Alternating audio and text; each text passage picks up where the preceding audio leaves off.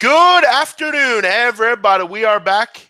It's the right side of campus, and we're live Friday, September 29, 2017. I'm your host, the Big Man on Campus, and I was joined by Donnie Rightside. Is he there? There he is. Donnie Rightside, welcome in today. Hey, doing good, man. Everything today for college football, Jeff, for me. Water under the bridge. 3 games are out. I'm ready to relax. I'm ready to talk some football. It's Football Friday. Let's have some fun today, man. Football Friday, that's what we coined it here at SBR Forum and SBRpicks.com. That's our trademark, Donnie. So if anyone else uses that on this channel, we got to get a cut of it. Yeah. That's how it works here. But we'll go over everything today. Lots to talk about. We'll talk about what happened last night in the NFL and college football. We'll look ahead to tonight's action, and we'll also open it up to break down any game you want. We did it yesterday. We got through a lot of games. We're willing to do it again here today. So, again, don't fast and furiously send them in right now. But we'll get to those a little bit later. We'll write them down if we get some that come in here, and we will get to it here, Donnie. How was your Thursday evening, Donnie?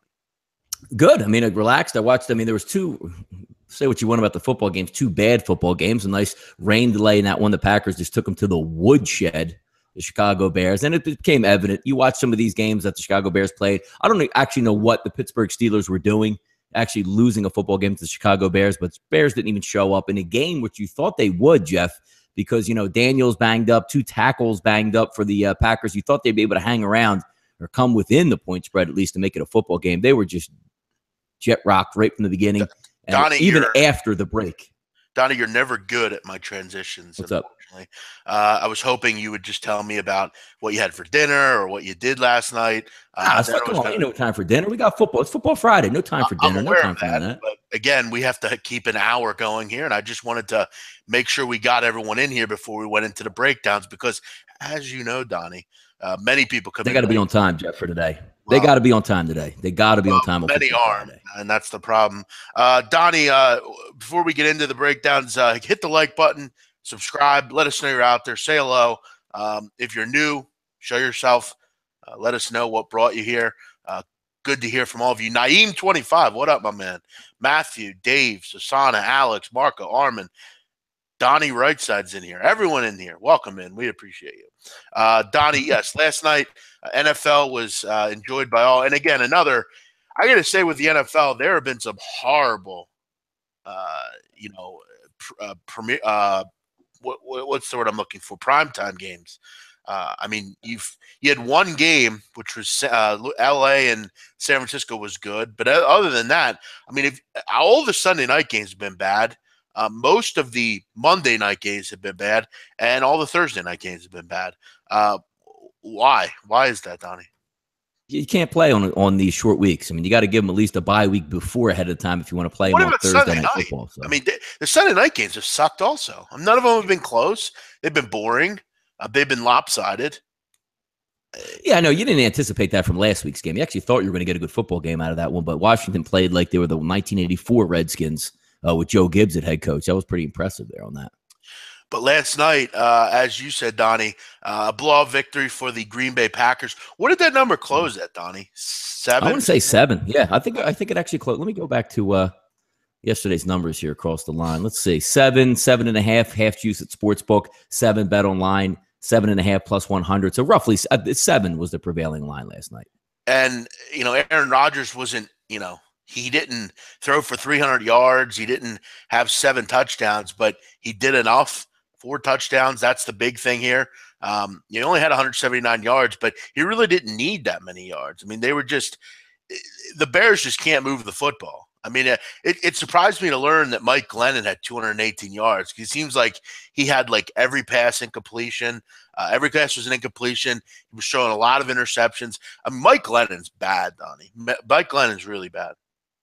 Yeah, but again, I heard the calls for Trubisky last night, and the same MO is coming off. One of the few things that you tend to get right before the season is I think we all thought that the Bears would get off to a horrific start, and then Glennon's going to come in, and then Trubisky's going to come in. They're still going to be a bad football team. I don't think many people out there thought the Bears would be competitive is not the right word, but maybe a 4, 5, 6 win team if everything goes right for them is about what we saw. But the problem is, Jeff, when you have the development of a young quarterback like you're going to need with Trubisky, you need wide receivers and you need weapons out there for him to progress. They have nothing at wide receiver. It's really going to stunt his growth. I mean, because everybody's, hey, you got to get him in last night. You got to do this. I mean, they're going to have, 10, 11 days off before the next game. Actually, 11 days, I think, because they don't play till Monday Night Football. And then you're going to start the young kid on Monday Night Football versus a Minnesota Vikings defense when he has nothing at wide receiver. I mean, you might as well just sign his death note right now. And I'm going to tell you right now, that Monday night game, Bears cover. You better believe it. Ooh. Everybody hates the Bears. Got the big bad Vikings coming into town. And it's at home, Donnie. You know how the Bears play at home. For some reason, they're pretty good at home. But yeah, it was a tough game to watch. I mean, really, I had no interest in it. Listen, I've told people before. I mean, the NFL's not near the top of my list of watching sports-wise. And the other game in college was arguably worse. We were nowhere near. I was nowhere near the total. The total was absolutely a terrible call. But on paper, it looked good. But Jacob Park just couldn't move the football at home. And then we kind of go back to the same old, Iowa State for you. Just don't show up. They had, and we're in the game at some points, but Texas was a little alarming as well. I mean, they never really, had any sort of heavy lead here. I mean, they were up for pretty much, 7 points pretty much the whole game. They couldn't really move the football either. For some reason, both defenses played well last night, surprisingly. And maybe it's time to start giving Texas a little bit more respect defensively. I mean, they played well against USC, played well last night on the road. I was pretty impressed with their defense, Donnie.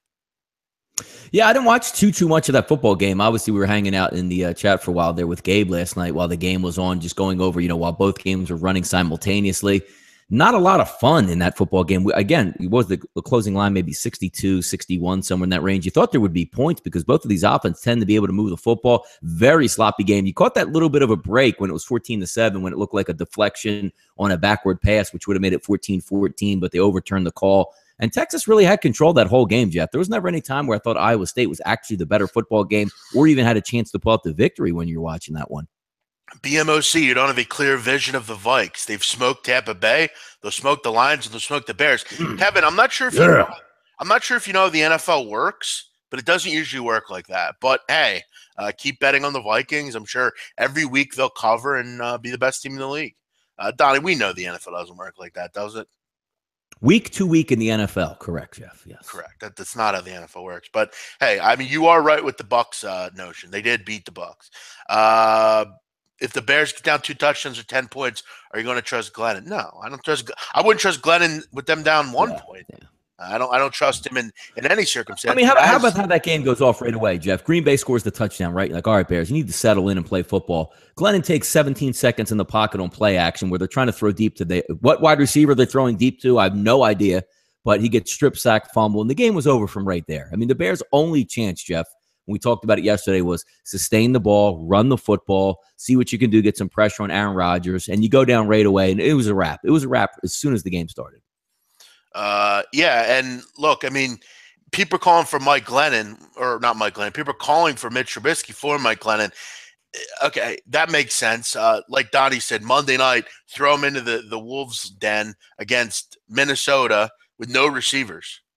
I mean, it's just not really a good situation for Mitch Trubisky, and John Fox knows that. Yeah, interesting one coming off the offseason. I know they had, setting up for Kevin White and Meredith to see what they could do, but it was the whole thing last year, which I was angry with the Philadelphia Eagles. They didn't give Carson Wentz any weapons to progress. Now, he, had a decent year last year, tough sledding down the road, but when your top weapons are, Aguilar, who was awful last year, and Dorial Green-Beckham, and, just a couple of no-names that they're just trying to bring in off the bench, switch it over to this year with the Bears, Jeff. If you invest all of that money and you're going to draft a quarterback, why wouldn't you just hang on to Alshon Jeffrey as just a viable target on the outside just to bail him out? 3rd and 3, 3rd and 4. Oh, my God, the blitz is coming. Alshon's one-on-one. Make a play for me, right? No, I mean, they've gotten rid of all their weapons, and now – it's, they don't have any receivers. Well, then why'd you get rid of Brandon Marshall? Why did you get rid of Alshon Jeffrey? Why'd you get rid of Matt Ford? You get rid of everybody. And again, Kevin, if you listen to all my previews, you're aware that I like the Vikings. I think they're the best team in the NFC North. I'm just trying to tell you, long term, they're not going to cover every game. Does that mean I'm taking the Lions? No, I didn't know what the line was yet. So I'm not sure. At 2, probably Looks like not, about 2 this week. Yeah. but Yeah. if I had the gun to my head, I would probably take the Lions. I don't trust Case Keenum to play like that 2 games in a row. No, I don't. But it's not going to be a game that I'm going to look at. Donnie, let's get into Yep. yeah, what a great draft pick Kevin White was. Good point, young GZ. A ton of potential, Donnie. But Big time potential. You're right, man. If we gained and garnered players on potential, everybody in the history of sports would be a good player. Kevin White's Jeff, never more healthy at this. Yeah, more healthy at this point in his career, Jeff. Who would you say? Joel Embiid, who at least sees the floor, or Kevin White for the Bears? Jeez, man. Yeah, Kevin White's always injured. It's amazing. Every season, it's just like, Christ. But Donnie, let's get into some college tonight. Let's move away from the NFL for a little bit. Yes. That was a dreadful game last night. By the way, your thoughts on the Danny Trevathan hit, Donnie? Look, I'm one of the most staunch defenders, Jeff, of the NFL, the physicality, and when plays aren't bad. There's just to preface this, there was a play before where one of the wide receivers went up, caught the ball, and I think Clinton Dix came in and hit the guy in the back of the head as he was going down, they called a personal foul. It was clearly not a personal foul, but the Trevathan hit. I always like to argue, Jeff, football is a fast game, and you can't, sometimes lower that target zone because the wide receiver can go up and down. That was pretty clear. I mean, we've all been kids. We've all played football. We've all played sports. That was a straight up target shot right to his mouth. And that was uncalled for, straight up uncalled for. Yeah, and according to our friend Troy Vincent, who is with the league now, didn't they come up with some sort of way to immediately review shit like that, or down the road review that? I mean, that's something they could review, correct? I don't know what I know they don't have a targeting thing similar to like what the college football has, but it's relatively new, and they were quick last night just to throw the flag. But I don't know about anything. Here's what I want to ask. Okay, and this is me just looking at it from one way. No whistle had blown, correct? No. Okay, so we've gotten past that. Mm-hmm. We agree that the NFL is a really fast business. I mean, Devontae Adams is quick. I mean, he's wrapped up. But how many times, Don, have we seen multiple NFL players get out of those tackles? Now, I'm not saying that hit was really vicious and I get a headache looking at it. And should he have aimed that way? Probably not. But the whistle hadn't blown, technically. But the gist of the hit, though, like if he would have ran full speed into him, Jeff, and put his shoulder pad right in his mouth and blew him up, I'd have said, you know what? That's football. But the fact that he was, full speed, head down, complete. I mean, Jeff, he might have hit him in the middle of the face mask. And in slow motion, you see the mouthpiece fly. It almost looks like you can see the helmet like contract and expand. Sure. That hit was so vicious, man. It was bad. Again, yeah, I played football, and I've been a part of, crazy hits like that. Yep, you're never down till the whistle blows, play through to the whistle. If you would have just hit him in the midsection and broke 3 ribs, you'd have said, oh, man, I don't know about that, but that's not a penalty. That's football. Just the way he hit him with the crown of the helmet right in the mouth. Right. And, look, I mean, we said it, a minute ago. The split second between that and when you have to decide, do I hit this guy or not? Yes. And how do I hit him? I mean, there is a lot. I don't think Danny Trevathan, he doesn't seem like the kind of guy that would just – I don't think there's anyone in the NFL other than maybe 1 or 2 guys that would do that purposely. Like, I feel like guys like Burfict get off on shit like that. but other than that, I don't know. Should he be suspended? Probably, but is there a precedent for that though? That's the interesting part, because Trevathan, from what I know, I don't think he has a history of doing this, so it is going to be interesting how hard they come down on this for a first-time offender, and do you actually get suspended? Because I don't remember in the past, has people gotten suspended for these type of target shots in the NFL? I don't think he should, just because I don't think it didn't look like he, intended to hurt anyone. I mean, if the whistle had blown and he comes in and, nails the guy, okay, but it's football, unfortunately, and these are the best athletes in the world, and you have to tackle. But the way he led, maybe they'll do with the leading of the helmet. I don't know. Dave Danders, this is a great message, Donnie. Utah State for half the mortgage tonight's my only play. All right, Dave, make sure you're back tomorrow. Well, make sure you're back Monday for your comments after the game, because we've had many people come in here and say, bet the mortgage on this and that. They lose and we don't ever see them again, i.e., Johnny Peach or whatever the guy's name was. J Peach? Yeah, he comes and goes in here, but he never agrees to what he by the way, Donnie, as well, Jay Peach made another comment yesterday and then backtracked. He said, I'll give you plus 13 on Iowa State. Okay.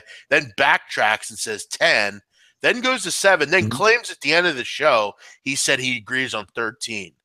So, Jay Peach, if you're going to come in here for the third time and make a prediction, make sure you cash me out. Right. Make sure we're sticking to that. Dave, that's a stupid way to bet, and I wouldn't recommend that. But hey, what can we tell you? Gamble responsibly. Maybe it's time to hit the 1-800-GAMBLER number, Dave. Donnie, let's get into tonight's game. Should be fun. 4 games on the card, 2 of which I'll be watching, and 2 of which I'll probably flip back and forth between. We got Miami visiting Duke. Miami 6.5. Totals at 55, Donnie. Total open 59. Thoughts on the drop to 55? Thoughts on that? Hey, look, both of these teams can play defense. I actually agree with it. I know Miami, Florida, Jeff, has a lot of weapons, a lot of explosive ability, but Duke's a very sound defensive team. 55, say what you want in college football, doesn't seem like a lot of points. But I think if there's one way for Duke to win this football game, Jeff, it's being very conservative on offense, taking what Miami gives them, moving the ball in chunks, 4 or 5 first down drives. And if you don't get the first down, you punt the football. I can see that over-under at 55 being a little bit lower. What did it open at, Jeff? 56, 57.5, depending where you were getting it at there. What's the total at, the side at 6.5 at this point? We'll get into that in just a few moments. But if it was me, I actually would lean, watching Duke over the past couple weeks, I think this game might play more towards the under than over here. Yeah, you look at this game. Duke has been kind of the trendy pick, I've noticed, with a lot of guys and with a lot of people as well. I mean, and for good reason. I mean, Duke has done really well this year. I mean, they've beaten good football teams. Northwestern's a good football team. Baylor's still has high-level athletes. They beat them by 2 touchdowns. They beat a UNC team, and they held a UNC team down that can move the football and score points. And look, they've been good in this role. They've covered 10 of 15 as a dog. They're at home. I do believe in this spot, there is a little bit of bad blood. I mean, the way they lost that game before, Donnie, I'm sure Coach Cutcliffe will bring that up. I mean, that was a pretty bad loss, the way they lost that. Remember with the guy's knee down and everything. The key to beating Duke is almost in a way trying to control their tempo. They love to sit on the football. They love to have more possessions than anyone. And it's not so much that they sit on the football. They're one of the best tempo teams in the country, but they have so many possessions that the time of possession just adds up. Donnie, they're averaging 36 minutes of possession per game.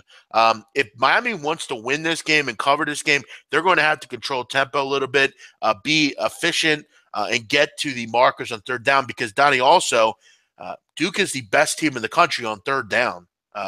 They've only allowed 7 conversions and 50 attempts, so they're getting off the field as well. They've had a great run defense, second in the country, 65 a game. That's impressive. I mean, for me, I've been impressed with what I've seen from Duke, but we can agree this is the best team they're going to play this year. I lean Blue Devils here. I really do. I think this is a close football game. It comes down to one of the final couple possessions here. I think this is a 27-24 type of game. I think Duke will hang around. I think the last possession may win this one. I'm going to learn a lot about Duke here. But if I'm Miami, you need long drives, you need touchdowns, and you need Malik Rozier to be efficient when he passes the football.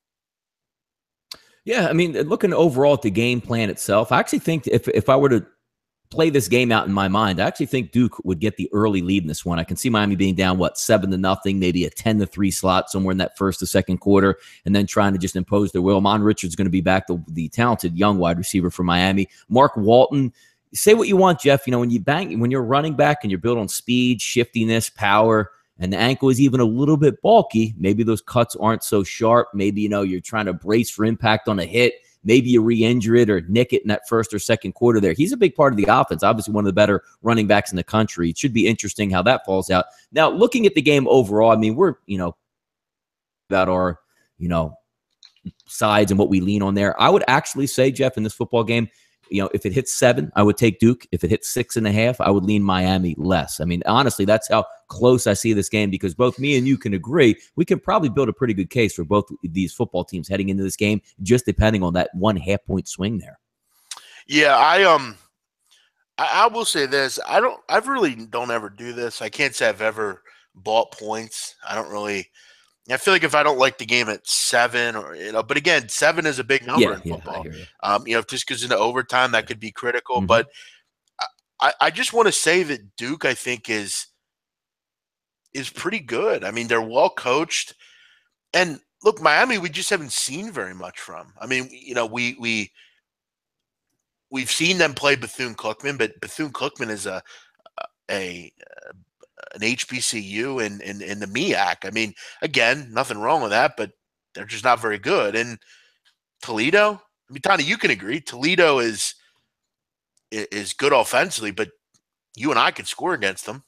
But they're a MAC defense, yeah, exactly. Right. Yeah, so it's like, what do we really know about this team?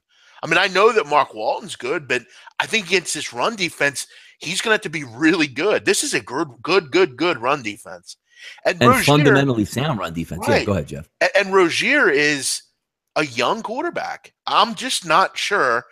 I'm confident them going on the road. And what do we really know about Miami? That's the concern. I know they're good. I know their defense is really good, but we just haven't seen very much from them. And the Duke Blue Devils are a team that wholeheartedly throughout the years are very good. They do not commit penalties. I believe they're top 20 in the country in the fewest penalties per game. They're not going to beat themselves. And I think at home here, I think it's going to go a pretty long way. I'm more and more liking the Duke Blue Devils, but again, this is a trendy game.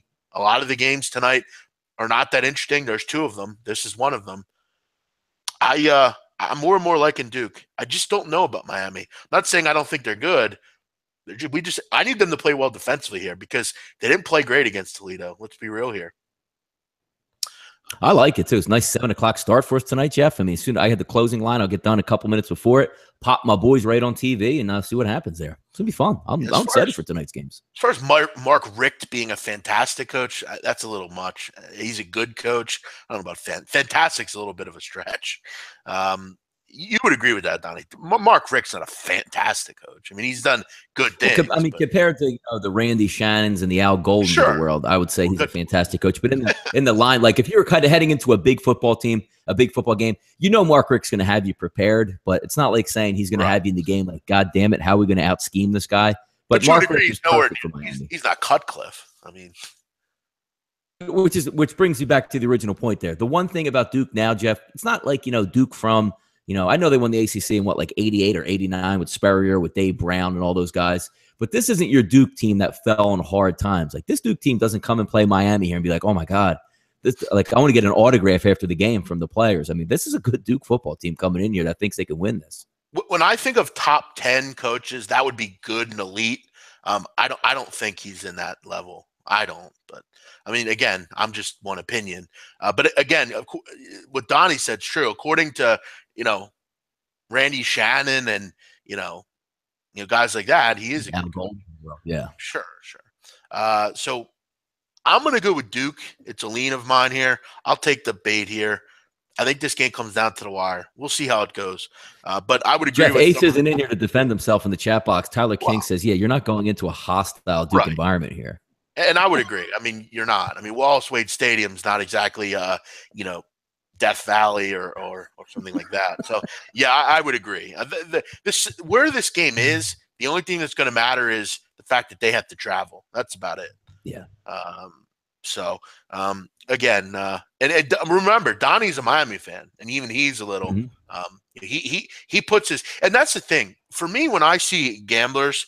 I want to see who they root for because I know there's a guy that's in Gabe's chat. He's a USC fan, and like Ryan, my friend Ryan, also.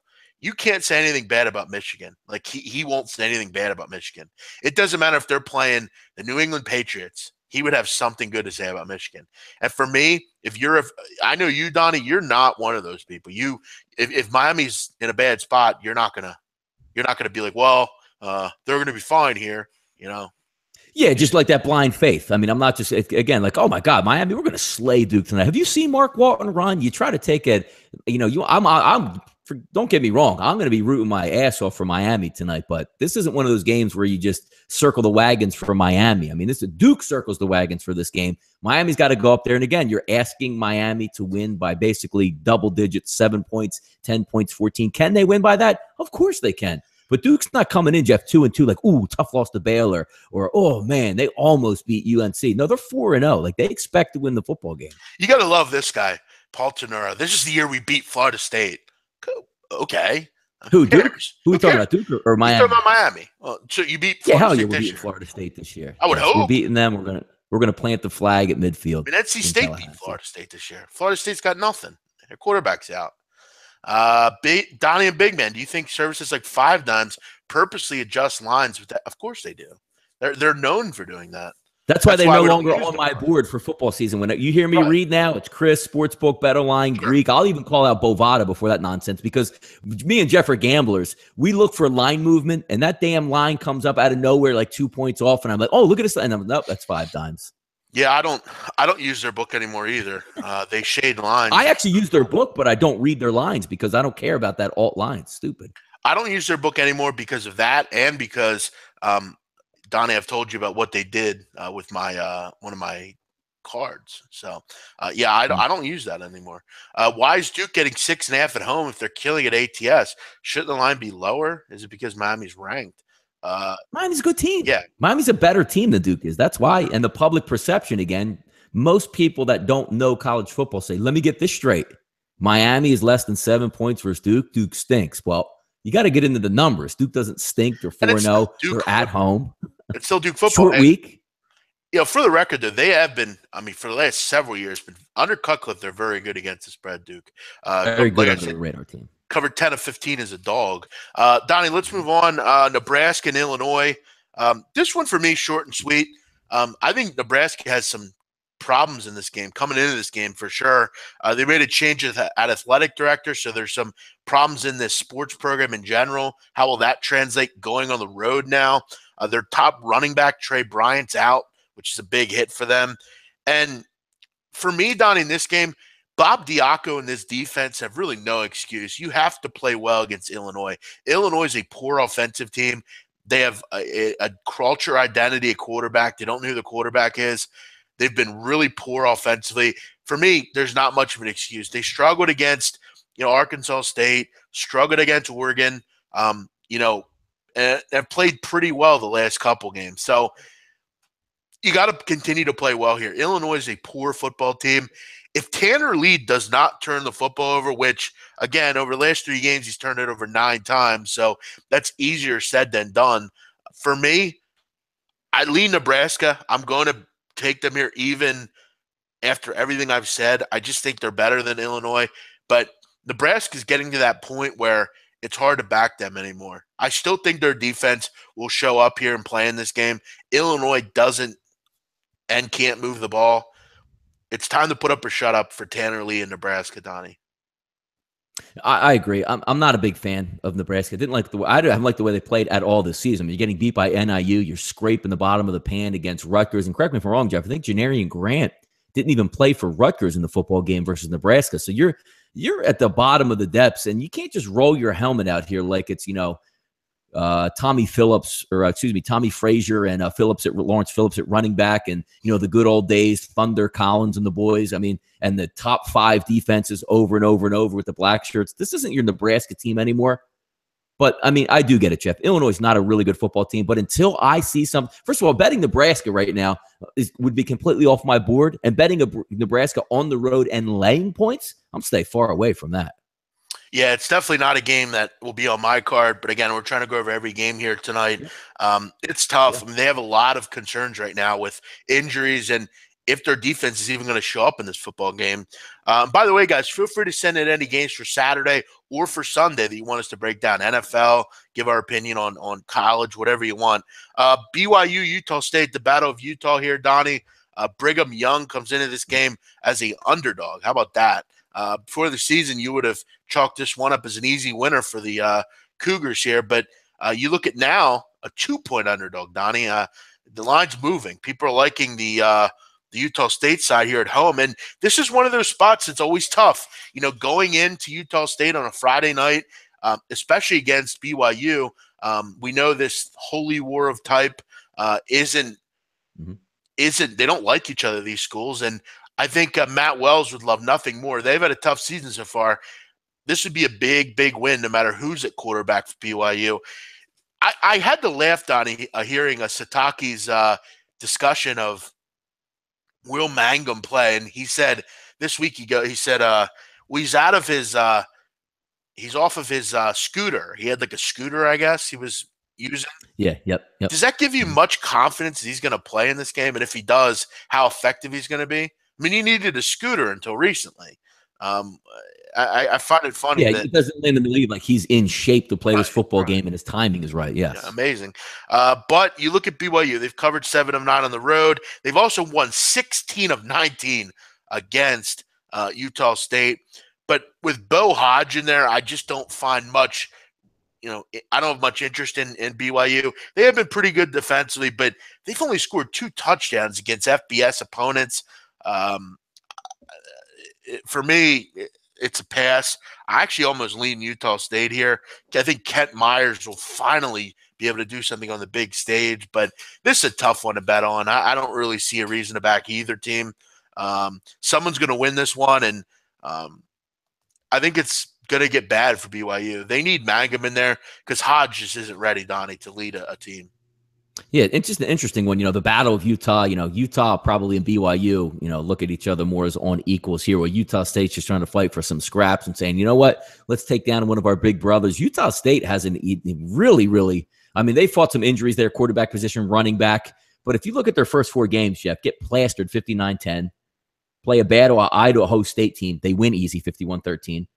Then they get plastered by Wake Forest by 36. Then they come back and plaster San Jose by 51. I don't know if I've ever seen a getting blown out, blowout, get blowout, and then blow somebody out. It's really an interesting – you might like a little bit, Jeff, is what maybe BYU had the extra week off. They can prepare. They can get ready. But, that's all fine and good. But you have to have some weapons and an offense that you're getting ready to play somebody else with. The sharp play in this game, obviously, Jeff, you would say is Utah State. Most people, BYU, oh my God, they're getting points. I'll just take BYU because they're playing Utah State. This isn't even as good as Utah State is in the past couple of years when the Vigil brother was there, Devontae Mays at running back. Those were really, really good programs. But your guess is as good as mine here, Jeff. I think if you're BYU and you have any chance of making a bowl game, I think you have to win this football game.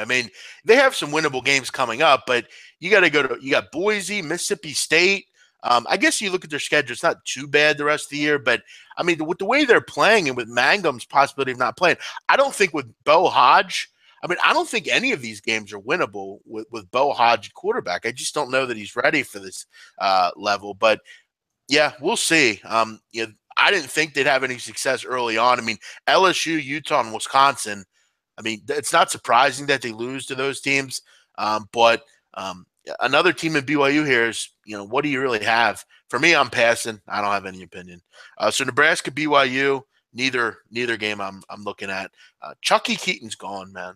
I'm not sure why he's still. I was calling like the older guys when the program was better. Chucky Keaton, the Vigil brothers, and the JoJo Natson I typed in there as well. Like they had actually a pretty good football team running for a while, but a little bit leaner these days. And Donnie, it's a good point by Kyle Hamburg here. Do I think I'm the greatest basketball handicapper ever? No. I do believe I'm the greatest basketball information person ever.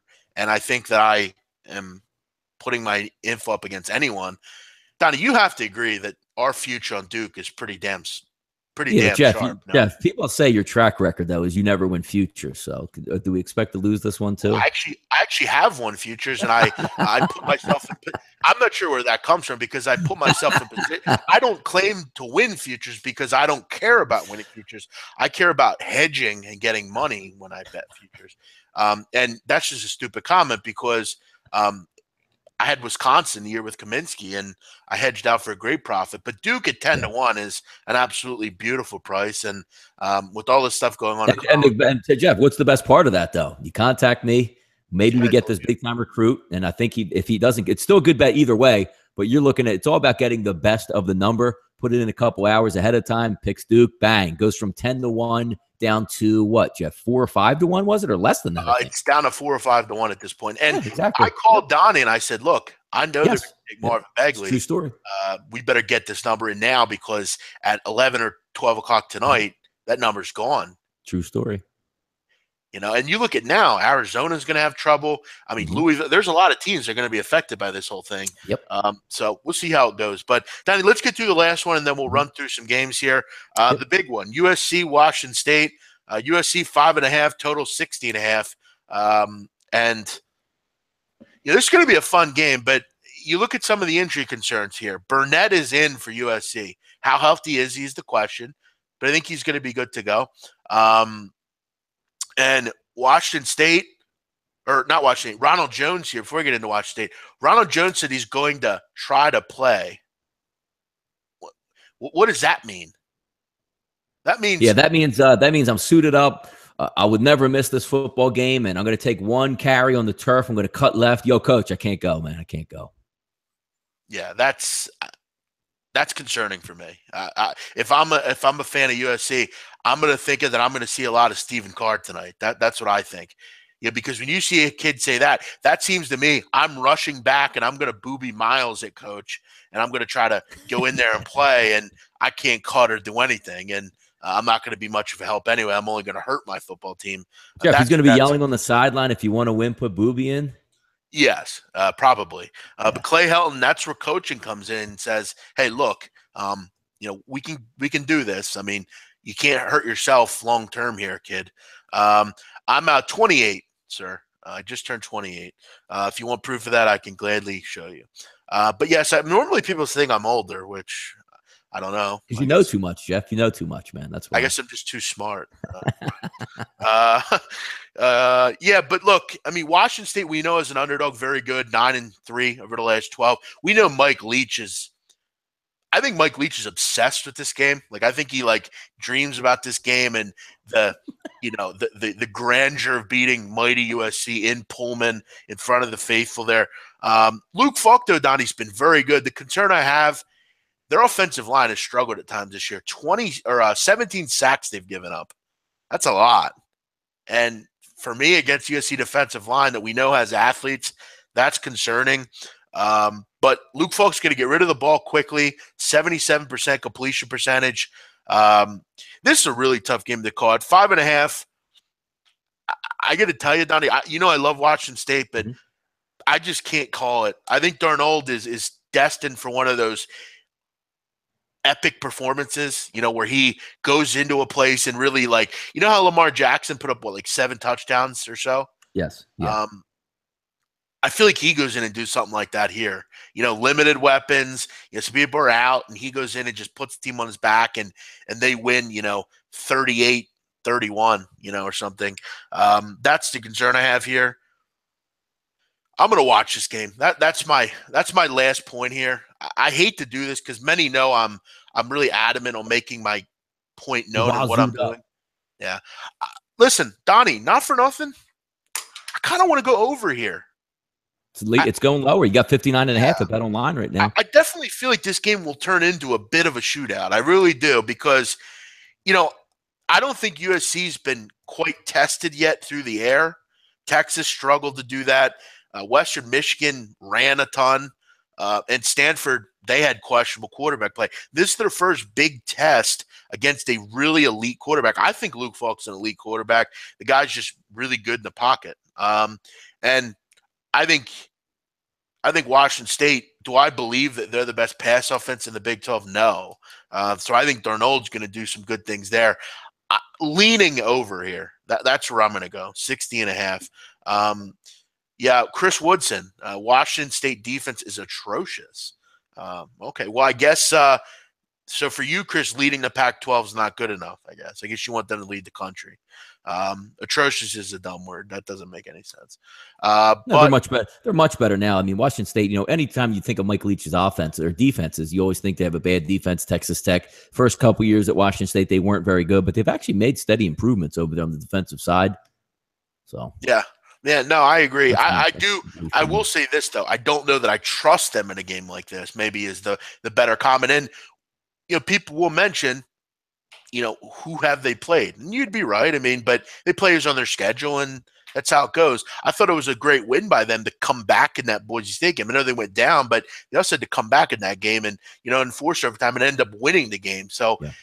It's tough to go to Pullman. I think it's going to be a really good atmosphere there this weekend. It might be one of the best we see here this weekend. So I'll go over, but I have a feeling for some reason we're going to see Darnold have a really good game in this one. So I'll root for Wazoo, surely, but it's time to prove it if you're Washington State. And they're a hard team to bet on because, like many will say, you would be right, it's tough to gauge them in a big game because – they don't do it often. They don't win games often like this. So I'll be rooting for them, surely, Donnie. Yeah, I don't have too much of a side in that one. Again, it's where the point spread's going. If you're going to hang a -4, 3.5, you're probably more looking to USC. That line creeps up to that 6 range. You lead Washington State. The one thing, I mean, if USC was coming in here completely healthy, the wide receiver and the running back, I think I'd be more confident in taking USC because, sure. I mean, I love Sam Darnold. Don't get me wrong. When you think USC, you think 5-star talent. But when you watch him over the first couple games, you can see where Washington State can sort of exploit that team. Because if Ron Jones is healthy, he controls the entire football game. How much easier it is for Darnold back there if you have a dominant running game and a dominant running back like he is. Same thing with the wide receiver with Burnett. If he's completely healthy, I mean, you're working off play action that would be amazing against, not the best defense in the world, Washington State, but those are too many question marks for me to say, you know what, I'm going to lay the wood on USC when arguably, Jeff, 2 other top 3 playmakers are dinged up in this football game. Will Luke Falk show up with all those NFL scouts? I'm not sure that they're there to see Luke Falk. I'm not sure that they aren't, but I'm sure that's more or less for Sam Darnold, not Luke Falk. I locked in Duke at +7 and Celtic -1.5. I got to be honest. I'm a little concerned about Celtic this weekend. I don't think this is a great spot for them. Hibernian are not bad, actually. And Celtic's coming off of a Champions League match. I got to look more into that because with any value, you got to lay 2 goals. I'm not sure about that. I have a feeling they win 2-0 personally, but I don't know if there's any value in laying 2. You got to lay a big price down, Celtic. I mean, people have caught up. And for once, Hibernian's decent. They're not bad. Donnie, let's get into – by the way, Washington State, if you like them, you can get 6 now at Pinnacle. Yeah. Bet online, pretty much everywhere except Bookmaker. Yep. Bookmaker's still hanging a 5.5 out there. So if you like USC, you might want to look there. But yeah, you're starting to see some 6s now with USC. So the money coming in. Cal, Oregon. People are asking about Donnie. Do you have the numbers in front of you? I'm just loading that up here right now. Cal, Oregon. You got 14.5 for Oregon. Actually 15 as also. Cal's been not getting any respect, Donnie. And look, with the way Oregon continues to play defensively, I'm not really sure how they can separate and win by that many points against Cal. I mean, Cal's played pretty well. You do got to go up to Autzen here, but Oregon has a problem, unfortunately, with not closing games out. They don't play a full 60 minutes, and they didn't look particularly good last week on the road against Arizona State. Right now, with that defense, I'm not seeing much change. I would lean with Cal here. Yeah, I mean, you're taking more than taking 2 touchdowns in that game. You can see the same MO of Oregon, Jeff, maybe getting up early in the football game, not completely like putting the game away. Cal's down 20 points late. I mean, Oregon's not a great defensive team. They can certainly move the ball down the field, but they do play obviously a much different game, Cal, than what they did last year, where the defense was basically non-existent. They just let, the quarterback throw it all over the field. A little bit different team playing much better football. If I had to do a play, I would lean on taking the points here with California, but I don't have much on this Pac-12 game. Yeah, I agree with you on that. I think defensively they have improved for sure under Justin Wilcox. But yeah, it's Autzen. Who knows? Let's keep it going here. So we don't have much of that. 190 Auburn -8.5. Where are we at here? 8.5. 190. Yeah. Where the hell is that game? 189, 190. It looks like it's sitting at 9, or actually 9 pretty much across the board. Opened up 8.5, 9.5, depending where you're at. But looks like 51-9 is the overall under there. Mississippi State, very disappointing last week. For I guess the sharp play of the day, heading into Georgia getting bounced out of there. Auburn breezed the victory last week. So sort of a comeback to life here. Two good defensive programs coming into this one. We'll see if Auburn can put up some numbers here. But 51 seems a little bit low based on these two things. Maybe want to go a little bit up-tempo. But again, I don't have much on this football game either. Yeah, I'm sick of Auburn. I think Mississippi State bounces back. Drew Martin called it. Auburn's struggled, and they have. I think Nick Fitzgerald and the boys bounce back here after that drubbing against LSU, or not against LSU, against Georgia. That was just a tough spot for them. Georgia was in a good spot there at home. I think this is a better one. I could see this game being decided by a touchdown, but I'm not looking at it. I haven't looked much at it. I got South Florida minus 23. They destroy East Carolina. Yeah, I'm not going to disagree with you there. I think South Florida could put up 60 in this game if they wanted to. East Carolina is possibly the worst defensive team in the country, and you have a sharp move down in this game, down to 20 for South Florida. Wow. Punters are coming in on East Carolina. That's interesting. I got to be honest, I don't know what exactly they're doing here. I guess they're hoping that, South Florida's up 51, 20. This game right here, Jeff, will be the high. I know Texas Tech's playing. This game right here will be the highest scoring game of the weekend. Mark my words. No, I'm not going to disagree with you there. I think this one ends up, 54-28 or something, 54-31. I don't really understand the move down here. It doesn't make a lot of sense to me. But sharps do a lot of stupid things to me. So Sirk came in. I watched a lot of stuff on this game. Sirk came in last week. Actually threw the ball 39 times last week. Was 30 of 39 running a high. I mean, this is two of the same offenses, Jeff. Forget about the personnel. Both of these teams are going to want to run fast. We talked earlier. I think South Florida, Jeff, might get to 100 plays in this football game. You have three really good wide receivers for ECU. We all know how good and a well-oiled machine that USF offense is. It's going to be a matter of, I look at it like this in this game. If you're looking at a high-scoring number, Jeff, I mean, if South Florida pushes it, and the reason why I actually like them to push it, if we watched it earlier in the season, Jeff, let's take the first game, San Jose State, that they played. If you notice in that football game, an easy winner for South Florida. But what did they do with Quentin Flowers in that game? Put him on the bench, midway through the third quarter. The one thing I like about USF in this football game, forget about even the side, total, whatever you're looking at. They have a bye week next week. So there's going to be no whoo, man. Hey, Quentin, man, I know we got 45 points on the board. You ran for 162 yards already.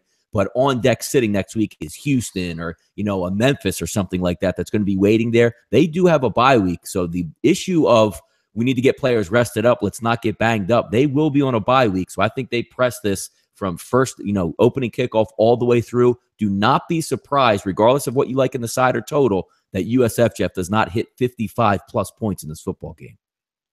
Yeah, no, I agree with you there. I've made it clear how bad I think East Carolina is. I definitely think they can score into the 20s here for sure, and I think that's going to mean a lot of points.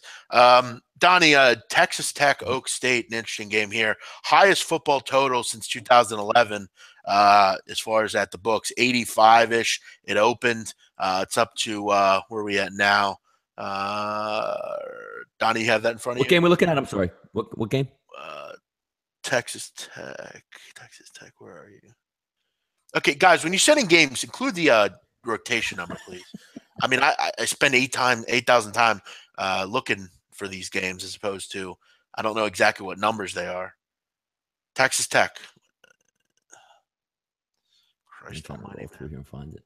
All right, 199, 200, 84.5.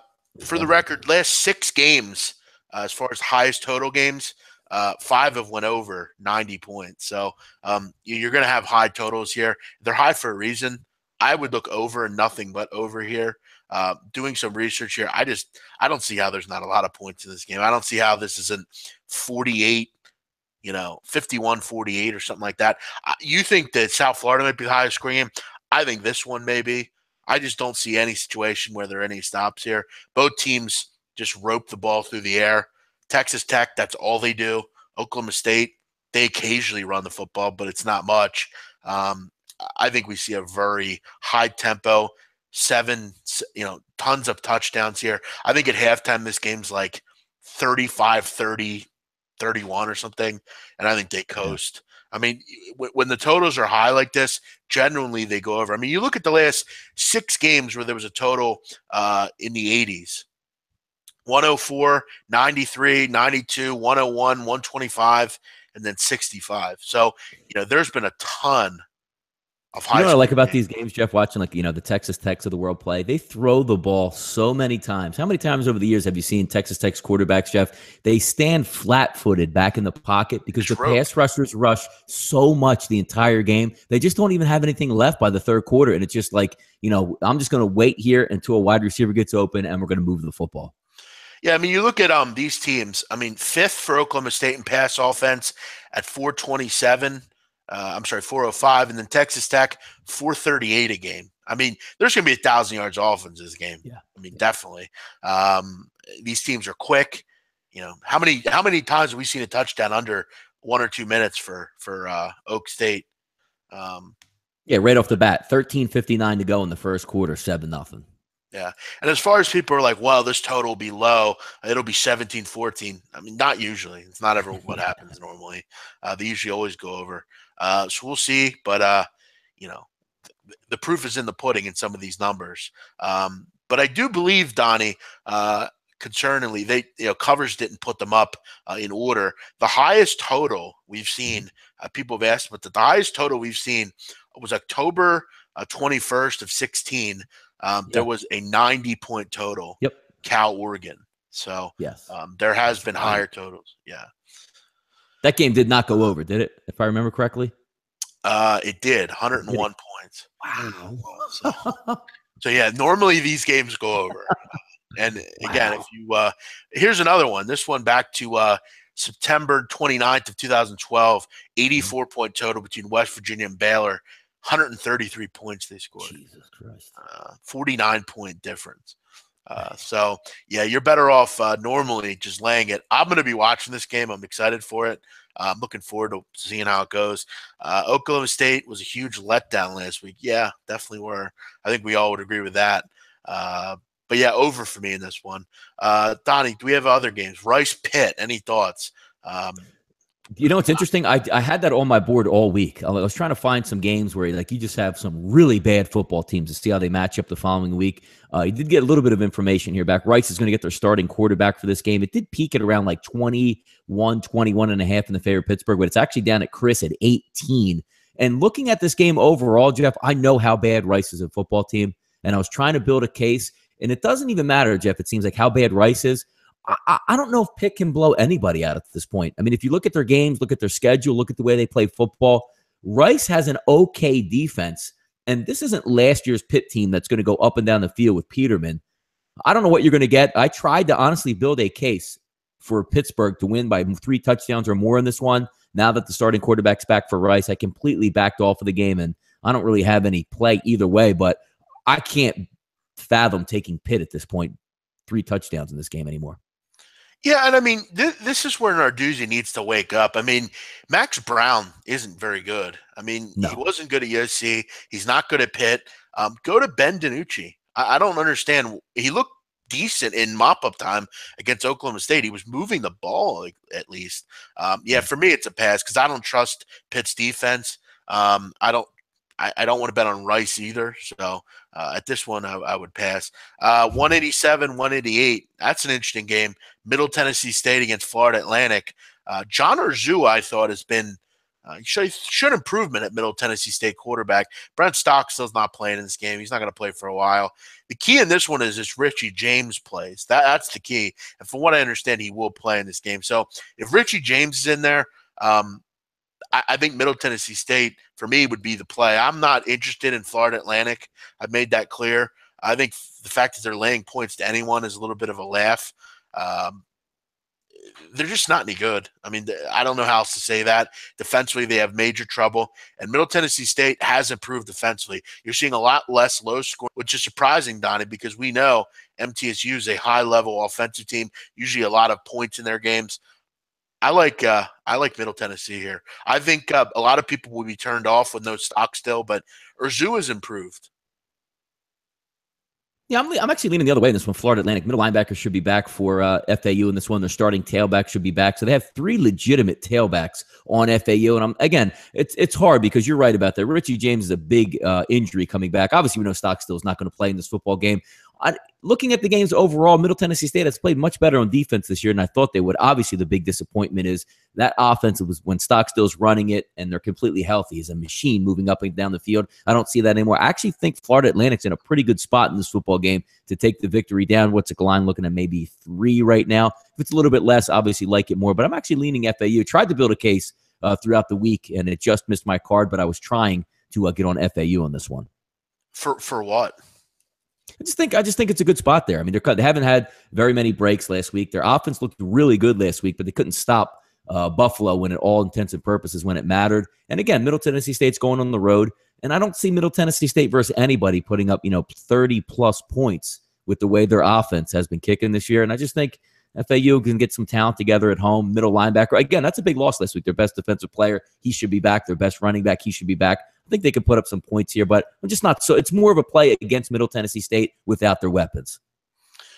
San Diego State -10 against Northern Illinois. We talked about this game. Another tough spot for a team against San Diego State. I mean, they proved something last week again, but beating a good team on the road after beating Stanford at home. Northern Illinois does usually cover Rod Carey as an underdog, but they have a quarterback conundrum. Is it Ryan Graham? Is it San Canarina? They have some weapons, though. I kind of like the over in this game. I think San Diego State will be able to move the football. Penny will be a big factor, as always. And you have a pretty low total. I mean, I think it's in like the 40s. I think it's 49 or 48. 49. So 48.5, actually, a bookmaker. I'd kind of look over. I have a feeling this is like a 34-20 type of game. I think San Diego State will do enough to cover. They're ranked now. They're a team that we need to start talking about in the group of 5. Donnie, I think they're the best group of 5 team. You would agree with that, right? Yeah. I love the program. I just think if you are a group of 5 team, that's exactly how you're supposed to run your program. Old school, play really good defense, run the football, use play action, stay disciplined. And last week, Jeff, was their if you want to call it their spot to lose in a tough environment and after a big victory. And again, you want to talk about, football coach always say, you're going to face adversity out there. You're going to have to handle it. You want to talk about adversity last week, getting your ass handed to you in the rain, going back in the locker room, regrouping, and come out and turning the tide. That's a really good football team, coached well. They expect to win. I don't know what you're going to get out of NIU here. Very game team from the MAC. But I think what it all boils down to, Jeff, when you're going to line up man on man, that's still a MAC defense on the other side of the football, and Penny should be able to do what he does, Jeff. 25 carries, 155 yards, 2 touchdowns, control the game. And I can almost see one of these games, Jeff, coming down late where maybe San Diego State's only up 6 to 9 points at some point here, and they just put it away in the last 5 minutes with a big defensive stop and just ground and pound and score late in the game. I can see it going that way. And I use good football team, don't get me wrong, but I think the spot for San Diego State was last week to lose. I think they'll be focused and ready here. Northern Illinois has been pretty good against the run, 20th in the country, but you face Boston College, Eastern Illinois, Nebraska. None of those have Rashad Penny on their team, or Jawan Washington for that notion. My top play of the weekend is the LA Chargers -1. They finally get it done. Well, Michael Bayer, you and I are on opposite sides here. I'm just not interested in backing a team that's won 26% of the time over their last 35 games overall. I don't understand why they're a favorite in getting money in this game.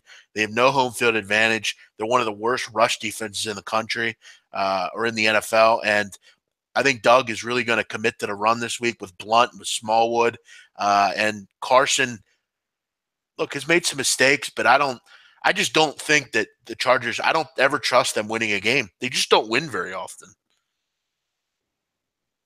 Yeah, I'm still probably going to stay on the sidelines in this one. I like to lean on home teams more than road teams, but I think you're right in this one, looking at the Eagles overall. I mean, let's talk about first of all, let's look at the Eagles as a whole. Now, looking at Washington, the first game they beat them, at first, like, oh, man, hey, they beat Washington. It's no big deal. Washington looks like they're a pretty decent football team. Let's go to week 2 versus the Eagles. Not an easy game to play against maybe the best team in the NFL with the Kansas City Chiefs. You're 6 minutes to go in the fourth quarter, 7 minutes ago. It's a tie football game. Damn good football team. Now you come back and you play who, Jeff? A division rival with a really good defense. Great secondary, getting some pass rush on you. Now you're going to go against the Chargers. They have good pass rushing. Yes, Joey Bosa's good. Ingram is very good. I get that. Eagles offensive line should be able to handle that. But let's talk about the back end. Not nearly as good, Jeff. Would you agree? Kansas City and the Giants, much better secondaries than what you're going to see with the Chargers. I think Alshon Jeffrey, I think Torrey Smith's going to be able to get deep. Zach Ertz over the middle. I think the Eagles will be able to do enough to win this football game by somewhere in that 7-point range, 3 to 7 points here. Very good. BMOC is so full of insight. I think you should cut all your hair off. It's weighing down all your knowledge. Your headaches must be brutal. Knowledge and winning is not necessarily the same thing, but knowledge helps. Bro, you're such a hater. Like, you're such a jealous hater, man. Like, you just come in here and just look for shit to break people's balls about. Like, you're just a hater, man. Like, I'm sick of you, dude. Like, you're getting me into that thinking pattern where I don't think. I just do. You're bothering me, man. Just go away. Like, we clearly, none of us see eye to eye with you. You break Donnie's balls, you break mine. We just ask you politely, just go away, man. Like, go away. You don't like us. We don't like you. Why do you still come on here? Like, I don't want your opinion. We don't care about your opinion. It's just, it's old. It's tired. I'm sick of having this conversation, man. Like, move on, man. Like, I'm sick of you, dude. I love everyone on here. I'll take the heat. You know, someone calls me fat, whatever. You know, Ace Farmer and I have had our differences. But, you know, you're just an annoyance. Like, just leave me alone. Go away from me. Cut it out. All right.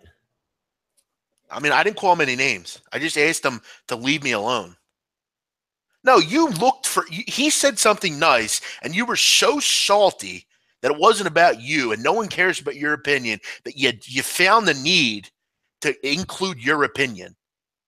You do it every day. You did it to Donnie yesterday with, he didn't take my bet. Like, nobody wants your bet. We don't know who you are. We never saw you before. You hide behind a computer.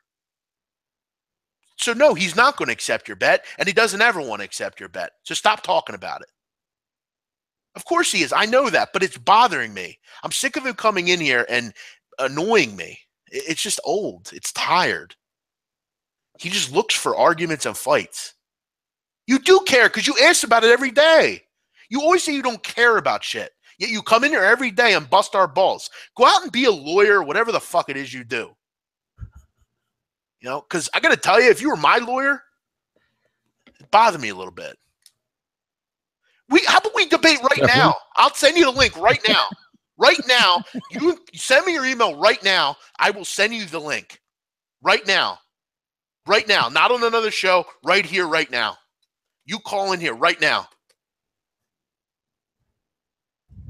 Donnie, is that fair? That's fair, isn't it? That is fair, yeah. Right now. No excuses. I want you to call right now. I'm not going on another show. I'm right here right now. I'd fire him if he was my lawyer. So would I. He can't be doing much work with what he's doing. Call in. We've been waiting on you for months. Until then, you know, I don't know what to tell you. This bickering doesn't help us win focus. I agree. You want your own show, but you can't let us fight. Yeah, well, it doesn't, because I don't like you. That's why.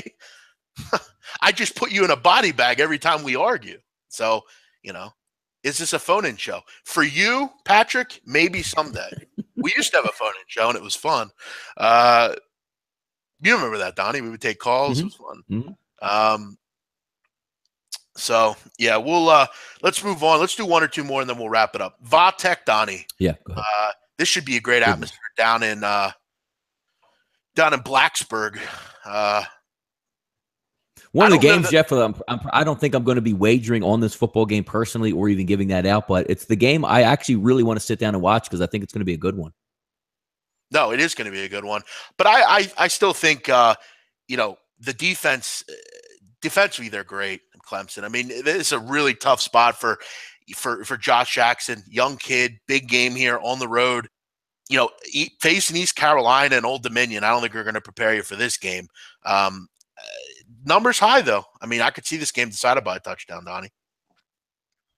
No, I think it's, again, how many times have we talked this week, Jeff, whether it's NFL or even college football, where the number is right on, like literally where you would sway. Anytime you get those 3.5, 7.5, because Clemson is a damn good football team. They took apart Louisville, but this is a little bit different atmosphere, a little bit different defense heading in here. I think Virginia Tech obviously is a better football team than Louisville. But I can't get over the fact that, Jeff, is Clemson is used to being here. Clemson is used to big bad Alabama. You're not going to have any shot. They punch him right in the mouth. Oh, my God, how are you going to win this football? Oh, SEC, Auburn's going to come in here. They're going to show you what's up, punch him right in the mouth.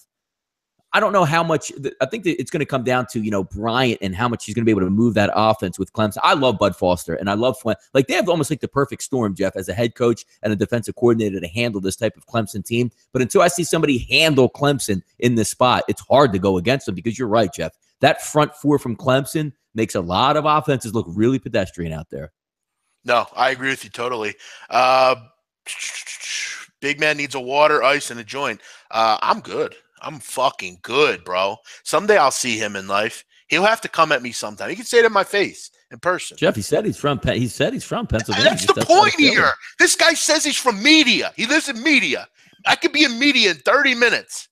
This guy's from media. I've asked him to come on the show. He won't. I've asked him to call. Even have dinner. I think we asked him to have dinner with us somewhere. Yeah. I will take you anywhere you want. I'll treat you better than any bitch I ever took out. And we can even bring on Tweety Dimes to make sure like there's a witness there. Yes, or you or anybody. Like I've asked this guy time and time again. It's amazing, but he won't. He just won't do it. So again, I mean, this guy's went to Stanford. He lived in fucking Chicago. Now you could be anybody you want on the internet, cuz the difference between me and you is I'm here every day doing this shit every day. Multiple times. But hey, you were just some name on the internet. You could be anybody you want. You can have any record you want. But we've asked him, Donnie, as Donnie said. We've asked him to dinner. We've asked Matt. Why would he accept your bet, though, Marino? We don't even know who you are. So if he wins, are you going to pay him? What sense does that make? You've been on here for so many years, you don't even have a picture. We don't even know who you are. All of us guys on here, we know. Kyle, I know where he is.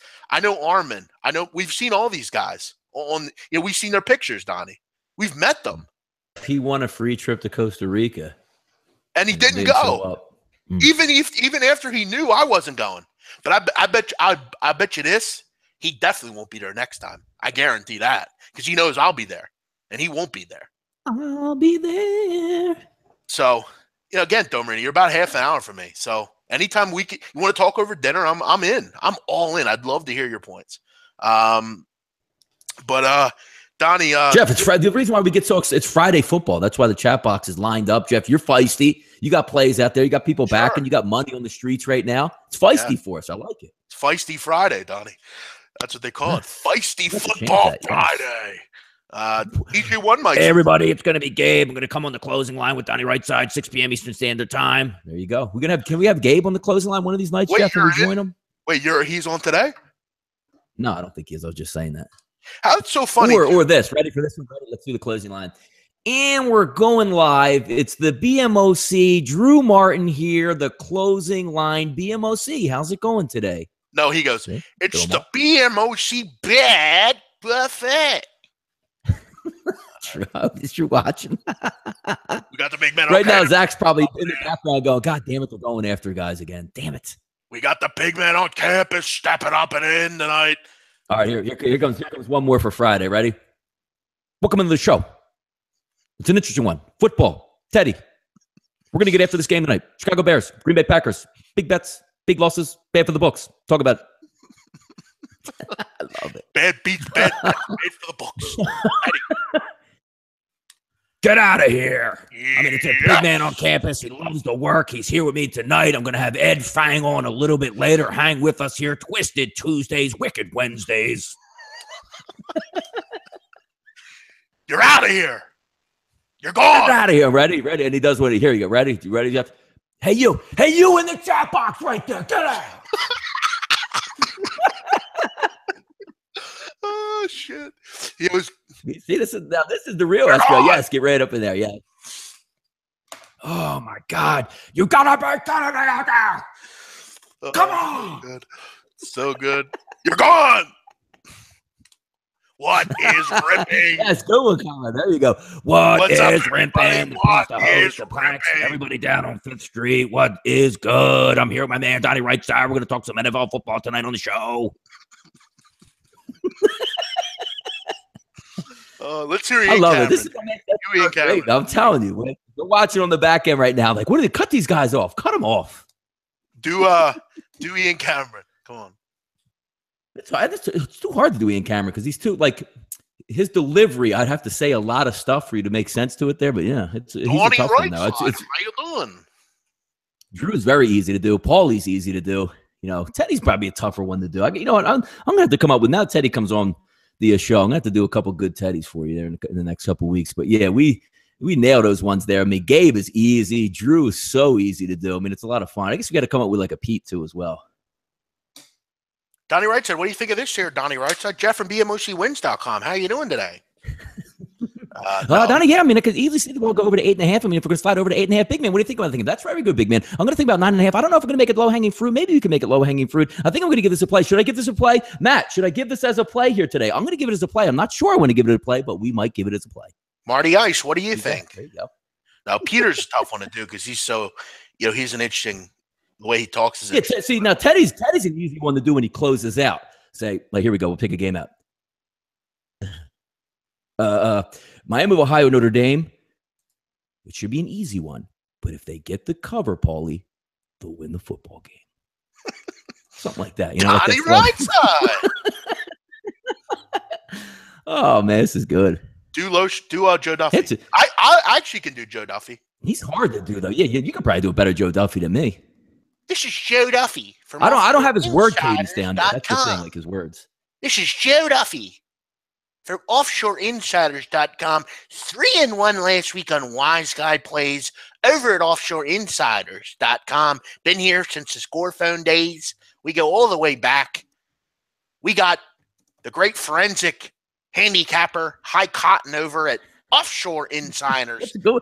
You have his inflection down. That's pretty good. That's really good. That inflection, you got it down.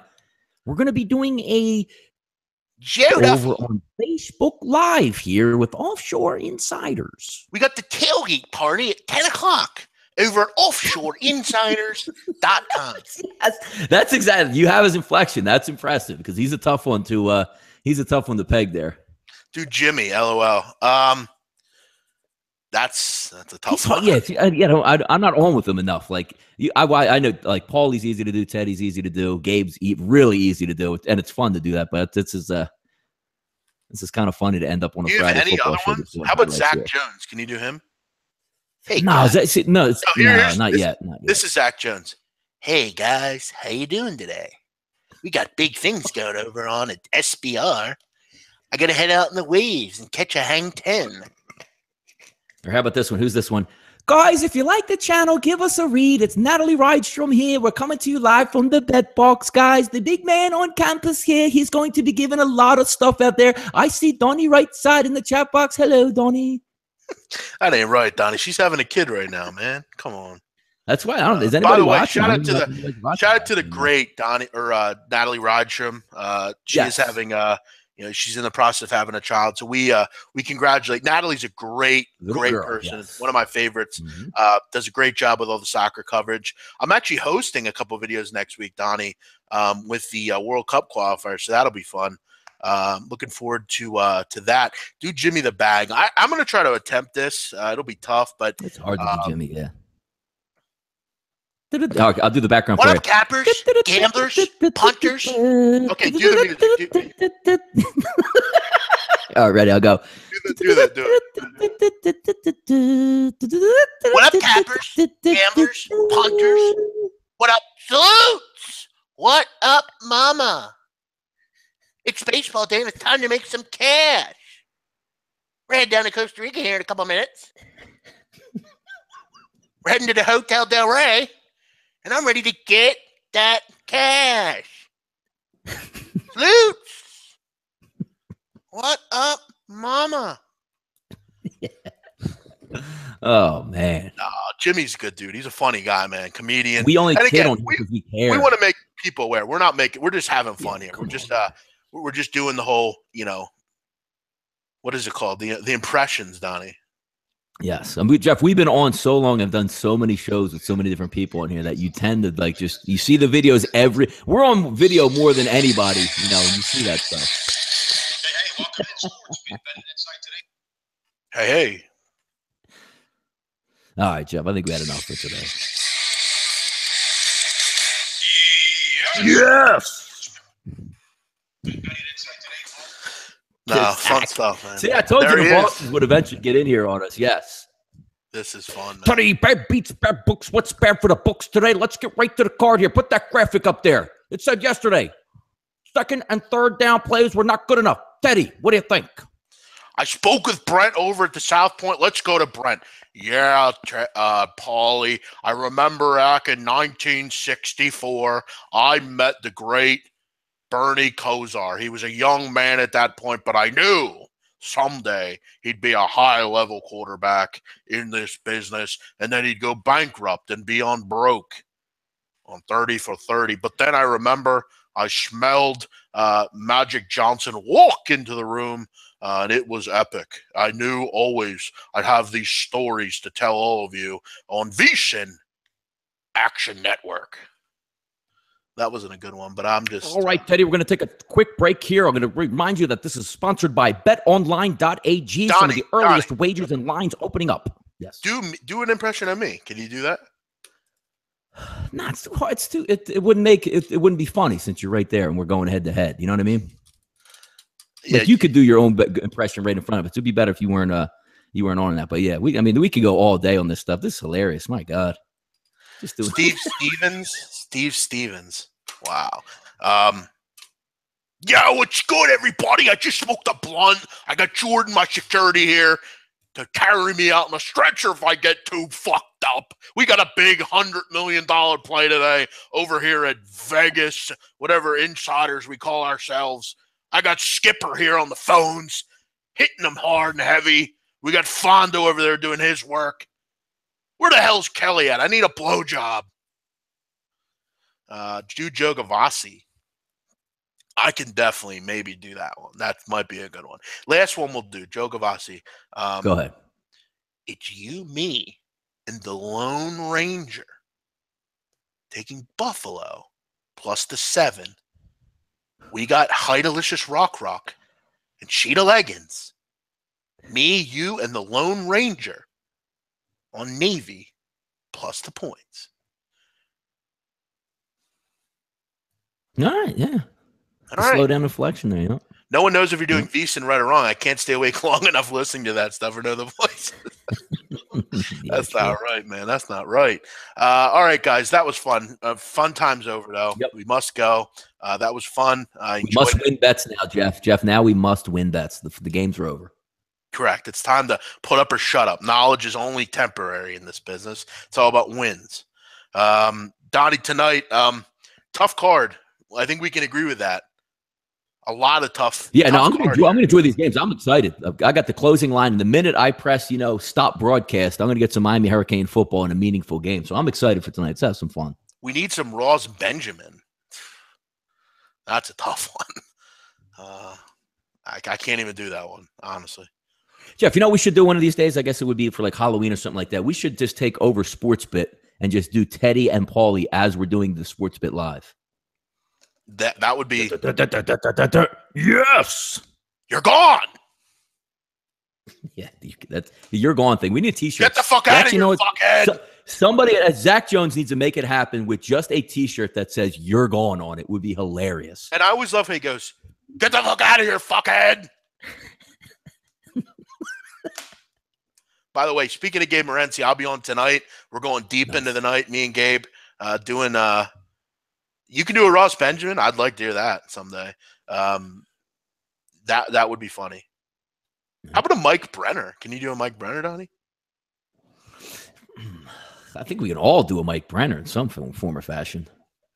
I haven't watched enough of his videos lately, though, to get that same feel. You know, I've done videos with him, and I know him, so I've definitely done that. We doing a 24-hour college basketball marathon? Yeah. Possibly. We've talked about it. It's got a long way away for that, but it'd be fun. But all right, guys, everyone have a great day. Enjoy the football tonight. Should be fun. I do have a premium plan one of these games. I will say that. So it'll be exciting to see how that goes. But overall, a very tough card here, I think. Everyone have a great night. Hopefully enjoyed the show. Always fun. And again, it was just for fun. We love all these guys at SBR. That's the great thing about SBR. There are a wide variety of personalities and professionals here. You get a serious opinion. You can get fun opinions. You can get all sorts of stuff here at SBR. Make sure you're using SBR odds for all your odds. We'll be on throughout the week. And Donnie closing line tonight at 6 o'clock. I'll be on with Gabe tonight on the late night anger management class. Tomorrow, Jeff. Tomorrow, your show closing Saturday morning. Yep, 11 o'clock. Peter Loshak and I breaking down the games. No, Ryan Dia. I would, but no. There he is, Ryan Dia. Yes, the great Ryan Dia. Also, we'll be on tomorrow night, Drew Martin and I, about 5 or 6 o'clock to do a little update. Donnie for the NFL on Sunday. A lot of stuff going on here at SBR. Everyone have a great night. Appreciate it. Enjoy the games. Bye-bye.